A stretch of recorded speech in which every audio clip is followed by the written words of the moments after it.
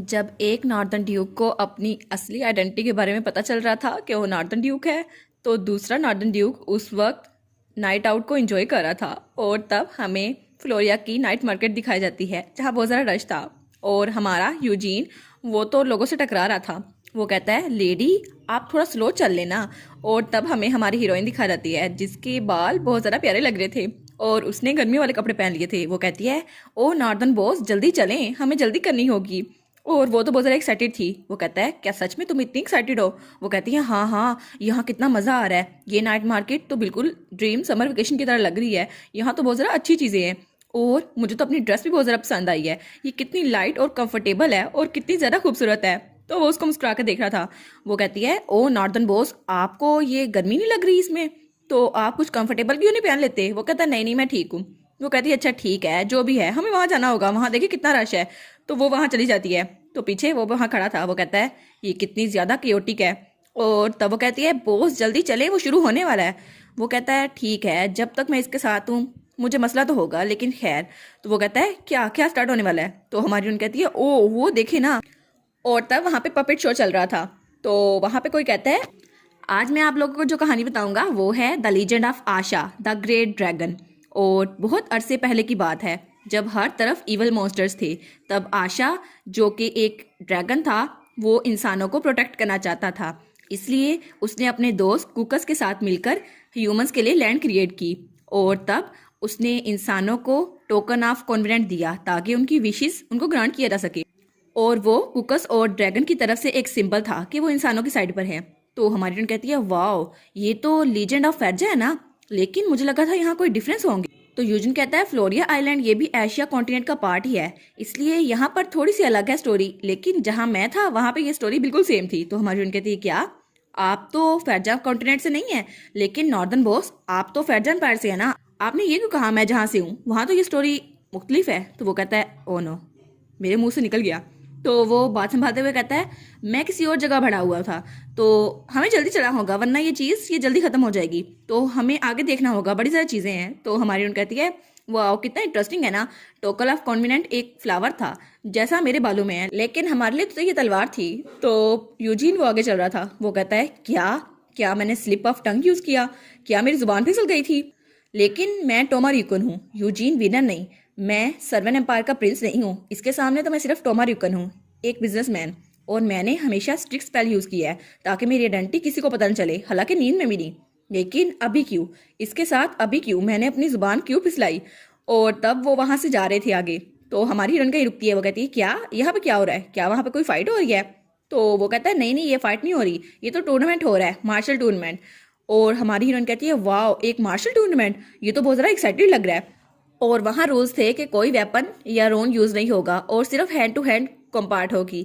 और जो पहले नीचे गिर गया या रिंग से बाहर निकल गया उसको सरेंडर करना होगा। और इसमें हर कोई पार्ट ले सकता है। तो तब वहाँ पर जो जीत रहा था वो कहता है, हाँ तो मैं मार्शल आर्ट्स का किंग हूँ, कोई है जो मुझे चुनौती दे सकता है? तो हमारा टोमा वहाँ पे खड़ा था। वो कहता है, ये आपके देखने की चीज़ नहीं है लेडी, मुझे लगता है आपको इसमें इंटरेस्ट नहीं होगा। लेकिन हमारी हीरोइन तो वहाँ से गायब हो चुकी थी। वो कहता है, हैं वो कहाँ गई? तब वहाँ पे सब लोग देखते हैं। वो कहते हैं, क्या एक लड़की, लेकिन ये कहाँ से आ गई? तो हमारी हीरोइन वो वहाँ पे खड़ी थी। वो कहती है, ऐसा लगता है मुझे भी पार्टिसिपेट करना होगा, मैं तुम्हें आराम से हरा दूंगी। और वो तो बड़ी कॉन्फिडेंट थी। तो आगे वाला कहता है, ओ लिटिल मिस, मुझे लगता है आप गलती से यहाँ आ गई हैं। और पीछे कोई खड़ा था। वो कहता है, वाह ये तो बहुत ज़्यादा क्यूट है। तो जो लड़ाई कर रहा था वो कहता है, तुम चाहती हो तो जाके घर घर खेलो, लेकिन अगर तुम नीचे गिर गई तो रोना मत। तो हमारी हीरोइन उसको गुस्से से देखती है और कहती है, हे मिस्टर क्या तुम डर गए हो? तो वो कहता है, क्या मैं डरूंगा, वो भी तुमसे? और सब लोग उन्हें चेयर कर रहे थे और टोमा दूर खड़ा उन्हें देख रहा था। वो लोग कहते हैं, वाह शो तो बहुत ज़्यादा फन होने वाला है, क्या सच में ये एक नोबल लेडी है? लेकिन सब कहते हैं, उसको मारो रूबन। और सब लड़ाई देख रहे थे।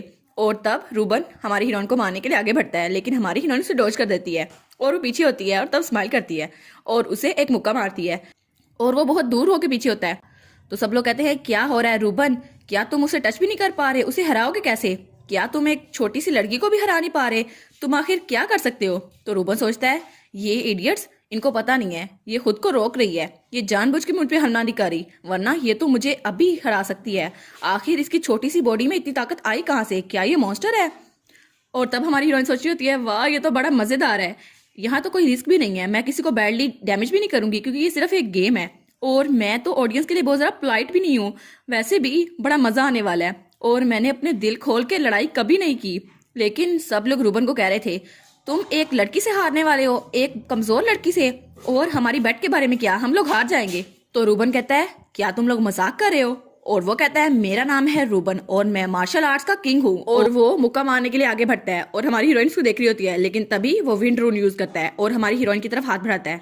तो हमारी हीरोइन कहती है क्या ये विंड रून है? और सब लोग वहां देखते हैं तो टोमा उसको भी पता चल जाता है। तब हमारी हीरोइन उसे डॉज कर लेती है। तो रूबन कहता है क्या इसने विंड अटैक को भी डॉज कर लिया, आखिर ये है क्या? लेकिन तभी हमारी हीरोइन का रिबन खुल जाता है और वो अपने कपड़ों को संभाल रही होती है। वो कहती है ओ नो, अब इसने हमला किया तो बहुत जरा मसला हो जाएगा। लेकिन तभी वो अपनी टांग हमारी हीरोइन को मारने लगता है और तब वहां थोड़ा धमाका होता है और सब लोग उधर देख रहे होते हैं। लेकिन रूबन वो दूर जाके गिरता है जमीन पर और उसे बचाया था हमारे टोमा ने, उसने उसे किक मारी थी। तो हमारी हीरोइन से देख रही होती है। सब लोग कहते हैं क्या तुमने देखा वो आदमी पता नहीं कहाँ से आ गया, लेकिन कितना इंप्रेसिव था। और रूबन ये तो एक रून यूज कर रहा था। तो टोमा कहता है क्या रून यूज करना डिस्क्वालिफिकेशन नहीं कर देता? तो हमारी हीरोइन पीछे से कह रही होती है अगर तुम ना आते मैं फिर भी जीत जाती। तो वहां का जो होस्ट था वो कहता है हाँ हाँ बिल्कुल ठीक। तो टोमा कहता है तो फिर इसका मतलब हुआ कि विनर लेडी है? तो वो कहता है नहीं नहीं, इसका मतलब है कि मार्शल आर्ट्स रूल के मुताबिक अगर कोई भी सर्कल में एंटर कर रहा है तो इसका मतलब है वो चैलेंज को एक्सेप्ट कर रहा है। तो इसका मतलब है कि अब मैच होगा आप दोनों का। तो वो दोनों कहते हैं क्या हम दोनों का? तो हमारी हीरोइन बहुत ज्यादा एक्साइटेड हो जाती है। वो कहती है वाओ हम दोनों का मैच होगा, ये तो बहुत ज्यादा अच्छा होगा। तो टोमा कहता है क्या हमारा मैच होगा? और दूसरी तरफ हमें सीन दिखाया जाता है शिव मरीन एकेडमी का और हमें बुकडायन कॉन्फ्रेंस रूम दिखाया जाता है जहाँ बहुत सारी लड़कियां बैठी हुई थी। लेकिन तब वहां पे एम्बर अपना चश्मा ठीक करती है। वो कहती है ये तो बहुत ज्यादा इंप्रेसिव है, जब से सोसाइटी कायम हुई है कोई भी स्टूडेंट ऐसा नहीं गुजरा जिसने परफेक्ट मार्क्स लिए हों एंट्रेंस एग्जाम में। और तब हमें दिखाया जाता है रायन जिसने परफेक्ट स्कोर किया था और वो सोचता है एक्चुअली एंट्रेंस एग्जाम इतना मुश्किल भी नहीं था, अगर किसी ने वो बुक्स पढ़ ली हो तो उसको तो ये बहुत ज़रा इजी लगेगा। और वो कहता है देखा मेरा एग्जाम कितना ज़रा इजी रहा, और सब लोग उसके लिए क्लैपिंग कर रहे थे। तो एम्बर कहती है कॉन्ग्रेचुलेशन रायन। तो रायन कहता है मुझे आपके साथ काम करके बहुत ज़्यादा खुशी होगी प्रेसिडेंट। तो वो कहती है हाँ हाँ, तो मैं आपको सोसाइटी की एक्टिविटीज़ के बारे में बता देती हूँ। हमारी नॉर्दर्न ड्यूक रिसर्च सोसाइटी, इसको बुकडायन भी कहते हैं, तो ये स्पेशली नॉर्दर्न ड्यूक और उसके इर्द गिर्द के काम के रिलेटेड है। वो मुस्कुरा रहा होता है। वो कहता है अब मैं इनको क्या बताऊँ, मैं भी एक नॉर्दर्न ड्यूक हूँ। तो वो कहता है प्रोफेसर मेरा एक सवाल है। तो वो कहती है हाँ। तो वो कहता है क्या आपको ड्यूक के डिसअपेरेंस इंसिडेंट के बारे में कुछ पता है? वो कहती है ये सवाल तो किसी को भी पता होगा, ये तो कोई भी बता सकता है। और वो एक लड़की की तरफ इशारा करके कहती है तुम एक्सप्लेन करो इसे। तो वो कहती है हाँ मैं एक्सप्लेन करती हूँ। और तब वो कहती है ड्यूक डिसअपेरेंस ये तो एम्परर जॉन फेरजा के बाद शुरू हुई थी, और जिस वक्त वो एम्परर बने थे 16 साल की उम्र में, तब वो सबसे यंगेस्ट एम्परर बने थे और उस वक्त बहुत से नोबल उनके खिलाफ हुए थे और तब उन पे बहुत ज़्यादा कातलाना हमले हुए थे और बगावत भी हुई थी। लेकिन इस सब को ख़त्म करने के लिए एम्परर ने सब फैमिलीज़ का बाइकआउट कर दिया और उनके टाइटल ख़त्म करवा दिए। लेकिन ड्यूक के पेरेंट्स इसके बारे में है कि उसके बाद काउंट के ऊपर कोई भी टाइटल नहीं था।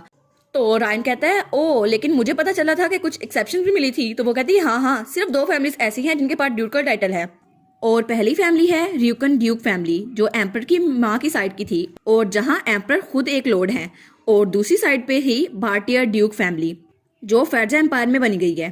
तो वो कहता है ओ लेकिन क्या आपको पता है बार्टियर ड्यूक फैमिली का हेड कौन है? तो वो कहती है ये तो एम्पीरियल हाइनेस है ना, ड्यूक रायन बार्टर, एम्परर का छोटा भाई। तो वो कहता है हाँ हाँ बिल्कुल, तो आपको ये भी पता होगा कि वो ड्यूक उसको कौन सी जगह मिली है, नॉर्दर्न ईस्ट साइड। तो वो कहता है अगर ये ठीक है तो मैं खुद एक नॉर्दर्न ड्यूक हूँ। और वो कहता है मुझे आप लोगों से मिलकर बहुत ज़्यादा खुशी हुई, मैं वही हूँ ना जिसको आप लोग तलाश कर रहे थे। तो वो दोनों खामोश हो जाती हैं, एम्बर भी और उसकी स्टूडेंट भी। वो लोग कहते हैं ये बात बिल्कुल भी सच नहीं है, his highness the great duke student Ryan आप तो सिर्फ एक स्टूडेंट हैं। वो कहता है क्या? तो वो लड़की कहती है बिल्कुल नहीं, आपके काले बाल नहीं है। तो वो कहता है हालांकि मैं एक नॉर्दर्न ड्यूक हूँ फिर भी नहीं। तो वो कहती है बिल्कुल नहीं, आपकी तो आंखें भी ब्लू हैं। और बाकी सब भी कह रही होती है हाँ हाँ बिल्कुल नहीं, हम आपको ड्यूक मान ही नहीं सकते। वो कहता है क्या, अब ये क्या मसला हुआ, मैं नॉर्दर्न ड्यूक ही हूँ। तो एम्बर कहती है बस बातें बहुत हो गई, अब जाके बैठ जाओ। तो वो चुप करके वहां बैठ जाता है, कहता है मैं नॉर्दर्न ड्यूक ही हूँ, मुझे मान लो। लेकिन वो वहां पर क्लास शुरू करते हुए कहती है अब जबकि हमारे पास एक नया स्टूडेंट आया है तो मैं आपको इस साल के एनुअल सेमिनार शेड्यूल के बारे में बता देती हूँ। और वो कैलेंडर खोले बैठी थी वो कहती है सब मेंबर्स को अटेंड करना जरूरी है, अगर किसी ने इसको अटेंड ना किया तो उसकी मेंबरशिप रोक दी जाएगी। तो रान कहता है क्या रोक दी जाएगी? वो कहता है प्रोफेसर मेरा एक सवाल है, क्या सेमिनार डेट फाउंडिंग डेट के बिल्कुल साथ नहीं है? तो एम्बर कहती है हाँ, बुक डायन हर साल सेमिनार को उसी दिन मनाती है जिस दिन फाउंडिंग डे होता है, ये एक लॉन्ग स्टैंडिंग ट्रेडिशन है। तो वो कहता है क्या, लेकिन मैं तो एम्पेरियल गार्ड कैप्टन हूँ, मैं कैसे अटेंड करूंगा? वो कहता है ये इतनी बड़ी डील है, लेकिन कितना प्रॉब्लमेटिक होगा अगर पैलेस एम्प्टी रहेगा फाउंडिंग डे पे? तो वो कहती है हाँ, जिस जगह ये सेरेमनी होगी वो है grand hall of 4th floor. तो उसके दिमाग की बत्ती जलती है। वो कहता है प्रोफेसर मेरा एक सवाल है। तो वो कहती है हाँ पूछो। तो वो कहता है क्या मैं एक सुजेशन पेश कर सकता हूँ? और उसके बाद हमें गेटवे सिटी मूटा दिखाई जाती है, जहां पर कोई गोश्त खा रहा था और तब वहां पर अस्तबल में एक लड़का खड़ा था। वो कहता है वाह, मैंने पहली बार ऐसा घोड़ा देखा है जो गोश्त खाता है, और मैं जितनी बार भी देखूं ये बहुत ज्यादा डरावना लगता है। और शू क्रीम घोड़ा वो तो कह रहा था ये तो गोश्त बहुत ज्यादा अच्छा है, मेरे ओनर ने मुझे यहाँ पर छोड़ा लेकिन कितना मजा आ रहा है, कोलेट्रल के बदले मुझे रोज गोश्त खाने को मिलता है, बड़ा मजेदार है। और वो कहता है अब तो मुझे काम भी नहीं करना पड़ता और दिन में 3 बार गोश्त मिलता है, ये तो ऐसा लगता है मैं जन्नत में आ गया हूँ। और अस्तबल में जो सामने खड़ा था वो कहता है सिलीसिया द लाइट इज ग्रोइंग, तो हमें इसे गोश्त खिलाना ही होगा। लेकिन तभी वहां पर एक और घोड़ा आता है जो ब्राउन कलर का था। तो वो आदमी कहता है क्या ये न्यू कस्टमर का घोड़ा है? तो वहां एक लड़की थी, वो कहती है हाँ हाँ, कुछ ट्रैवलर्स यहाँ पर आए हैं। तो तब वो दोनों घोड़े एक दूसरे को देखते हैं। तो वो आदमी कहता है क्या सुमा हाइब्रिड ये इतने कॉमन हो गए हैं कि दो दो यहाँ पर हैं? तो वो कहता है शू क्रीम तुम यहाँ पर हो। तो शू क्रीम कहता है अलेक्जेंड्रो तुम भी यहाँ पर आ गए। तो अलेक्जेंड्रो पूछता है लेकिन तुम तो सिलीसिया के साथ नहीं गए थे? वो कहता है हाँ हाँ, कुछ हो गया था इसकी वजह से मैं यहाँ पर हूँ, तुम बताओ तुम यहाँ पर क्यों आए हो? और तभी उसे कुछ एहसास होता है। वो कहता है 1 मिनट रुको, अगर तुम यहाँ पर हो तो इसका सिर्फ एक मतलब हो सकता है। और तब हमें सिलीसिया का डैड दिखाई देता है। वो कहता है शू क्रीम तुम यहाँ पर हो? वो कहता है क्या सिलीसिया का डैड यहाँ पे भी पहुंच चुका है? और तब आइजक और मिरी का ग्रुप मोटा शहर आ चुका था, और मिरी बेचारा वो तो फिर से बीमार हो गया था। वो कहता है यहाँ कितना ज़रा सफ़र करना पड़ता है, मैं तो बीमार हो गया हूँ सफ़र कर करके, ये हफ्ता गुजरता क्यों नहीं है? तब हमारी सिलीसिया का डैड कहता है ये घोड़ा यहाँ पर क्यों है? तो उसके सामने वाला आदमी कहता है ये तो कोलेट्रल है। तो वो कहता है क्या कोलेट्रल? तो शू क्रीम के पसीने आ रहे होते हैं। तो तब उसे सारी स्टोरी पता चलती है। वो कहता है क्या मेरी बेटी ने 50,000 रूल लोन लिया था, लेकिन आखिर क्यों? तो वो उसको सारी लिस्ट दिखाते हुए कहता है असल में इसके साथ 25 पोर्शन बीफ के भी हैं जो हम हर रोज इस घोड़े को खिलाते हैं 3 बार। तो सिलीसिया का डैड कहता है क्या इतना ज्यादा खर्चा, लेकिन आखिर क्यों? और वो कहता है आखिर मेरी बेटी कर क्या रही है? और उसे सिलीसिया याद आती है जो कहती है डैड मैं आप पे ट्रस्ट करती हूँ, आप सारा कर्जा उतार देंगे। तो वो कहता है फिर भी चलो, जो मैंने ट्रबल्स खुद बनाई हैं उसको तो मुझे सोल्व करना ही होगा। तो वो आदमी कहता है वैसे पेमेंट का जो लोन है वो तो लेडी खुद हैंडल करेंगी। तो वो कहता है क्या? तो सिलीसिया का डैड कहता है क्या तुमने खुद नहीं कहा था कि इस घोड़े ने नुकसान किया है, तो इससे पूरा क्यों नहीं करवाते? वो कहता है लेकिन इससे पूरा कैसे करवा सकते हैं? तो सिलीसिया का डैड कहता है वैसे भी ये कोई आम घोड़ा नहीं है, ये सुमा हाइब्रिड है, ये क्रिएचर बहुत ज़्यादा स्ट्रॉन्ग है और ये विंड से भी ज़्यादा तेज है और ये वैगन्स को भी खींच सकता है, बहुत ज़्यादा वैगन्स को, और अगर तुम चाहो तो बहुत ज़्यादा लोगों को काम भी करवा सकते हो इससे, माइन में काम करवा सकते हो, कितना काम करवा सकते हो तुम इससे। तो शू क्रीम ये सुनकर बहुत ज़्यादा डर जाता है। वो कहता है क्या मुझे अब काम करना पड़ेगा? तो शू क्रीम अलेक्जेंड्रो को बुलाता है और कहता है अलेक्जेंड्रो अपने मास्टर से बात करो, मुझे इतना काम ना करवाए। तो अलेक्जेंड्रो कहता है अब मैं क्या कर सकता हूँ? और वैसे भी सुमा हाइब्रिड के घोड़े सिर्फ उनसे कम्युनिकेट कर सकते हैं जो ऐशा ब्लड लाइन से हो, और वो थी हमारी हीरोइन और उसका डैड सिलीसिया और आइजक मैजरन। और उसके बाद हमें सीन दिखाया जाता है अखाड़े का, जहां हमारी हीरोइन सिलीसिया और टोमा खड़े थे और सब लोग चीयर्स कर रहे थे। वो कहते हैं वाह बहुत ज़रा मज़ा आने वाला है। तो हमारी हीरोइन कहती है नॉर्दर्न बॉस मुझे लगता है कि हमें लड़ाई करनी होगी, और वैसे भी मैं आपको बख्शने नहीं वाली। और वो तो हमला करने के लिए तैयार खड़ी थी। तब टोमा अपनी स्लीव्स ऊपर करता है और कहता है मैं मैच के लिए तैयार हूँ, लेकिन क्या आप इसके साथ ठीक रहेंगी माय लेडी? और वो अपनी स्लीव्स बांध लेता है। वो कहता है इस बार मैं इसको सीरियसली लूंगा और मैं इसको खत्म नहीं करूंगा। तो हमारी हीरोइन कहती है इस बार मैं तुम्हें भी नहीं छोड़ूंगी, इस बार तो मैं सीरियसली लड़ूंगी। तो देखते हैं हम दोनों में से जीतता कौन है। और इसी के साथ ये वाला पार्ट यहाँ पर ख़त्म। तो आप लोग बताइएगा आपको ये पार्ट कैसा लगा।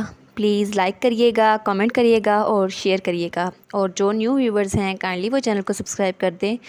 और पिछली वीडियोस का लिंक आपकी स्क्रीन पर नज़र आ रहा होगा, तो काइंडली उनको भी चेकआउट कर लें। Thank you so much.